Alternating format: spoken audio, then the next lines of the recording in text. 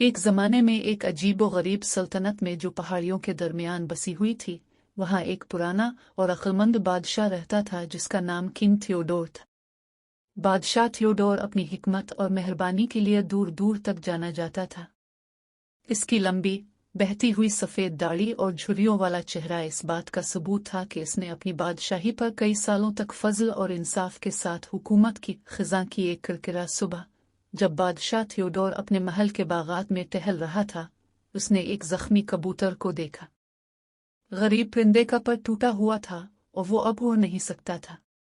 King Theodore का दिल जख्मी मखलूक के पास चला गया और उसने इसे सेहतमंद होने के लिए दोबारा पालने का फैसला किया। बादशाह की देखभाल में कबूतर ने आहिस्ता आहिस्ता अपनी कुव्वत पकड़ ली। किंग थियोडोर ने इसका नाम पिपिन रखा और जल्द ही इस परिंदे के साथ गहरा ताल्लुक कायम कर लिया। उन्होंने अपने दिन इकट्ठे गुजारे। पिपिन बादशाह के कंधे पर बैठा हुआ था जब वो अपने शाही फराइज अंजाम दे रहा था। जैसे जैसे हफ्ते गुजरते गए, बादशाह थियोडोर ने एक काबिल जिक्र चीज को देखा। पिपिन, एक बार कमजोर कबूतर, एक गैर मामूली सलाहियत का मालिक लग रहा था।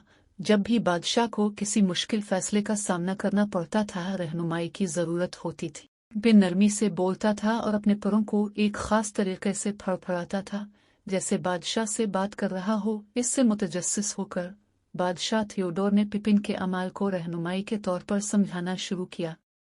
वो अहम फैसले करने से पहले कबूतर से मशवरा करता था और बगैर किसी नाकामी के पिपिन का मशवरा हमेशा साजगार नताइज का बाइस बनता था। बादशाही तरक्की करती गई और लोगों ने अपने अक्लमंद और आदिल हुक्मरान की और भी ज्यादा तारीफ की। बादशाह के जादुई कबूतर की बात दूर दूर तक फैल गई और पड़ोसी रियासतों ने बादशाह थियोडोर से मशवरा तलब किया।